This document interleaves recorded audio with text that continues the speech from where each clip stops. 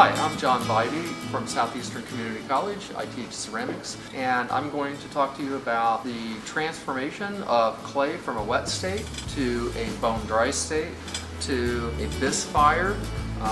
Then we take that bisque fire and we place a glaze onto it, and once we have the glaze onto it, then we place it into the kiln and we wind up with a piece of pottery.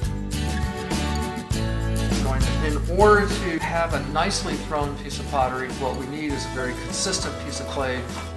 I'm first going to wedge it. The wedging is going to help spiral the clay platelets. At the same time, they're going to be pushing out the air pockets.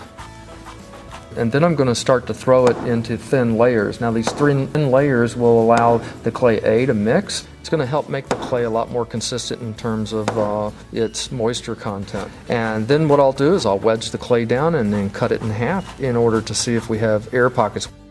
So if we cut this open, we can see that there are no air pockets in here, and it's ready to go. Okay, so now we're over at the pottery wheel. First we're going to put our splash guards on. You want to make sure you get it firmly pushed to the base. Underneath, and pop down on it, it's ready to go. And then we're going to take our clay. So what I do, the way I start, is I make sure the ball is nice and small, and I throw it down in the center. And we're going to use our water to draw a circle. And then that will allow us to move the clay until it's nice and centered on the wheel head. And we're going to push to that 1 o'clock position. Before we get started with that, let's talk about how we set up our body mechanics. We want our knees locked in and our elbows locked down and our hand resting on the clay. And we're going to try to center it up. So this is the first step. And when we cone this clay up and cone it back down, we'll help take some of those air pockets out, like what you just heard pop out of there. We're going to center the clay.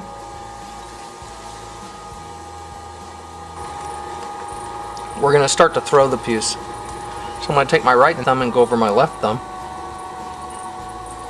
I'm going to push down.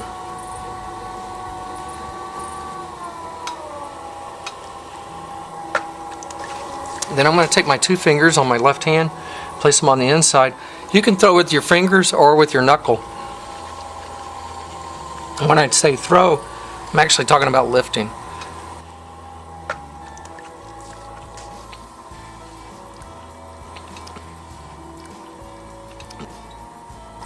This is lifting with your fingers.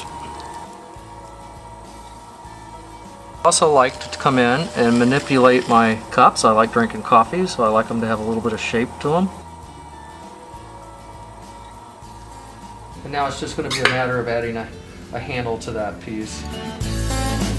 Okay, so after we finish trimming the pot, we're going to let it dry. Then we're going to cut it off of the bat, flip it upside down, put it back onto the pottery wheel, and trim the base. Now that it's nice and dry, then we're going to attach the handle. You see we're pulling the handle here and we're attaching it by scoring and slipping it.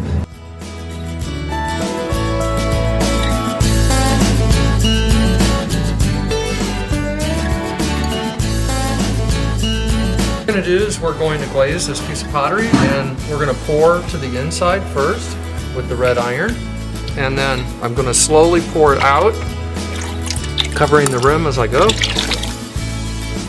all the way down, and then all the way back up. And we're going to do this maybe twice. Yep.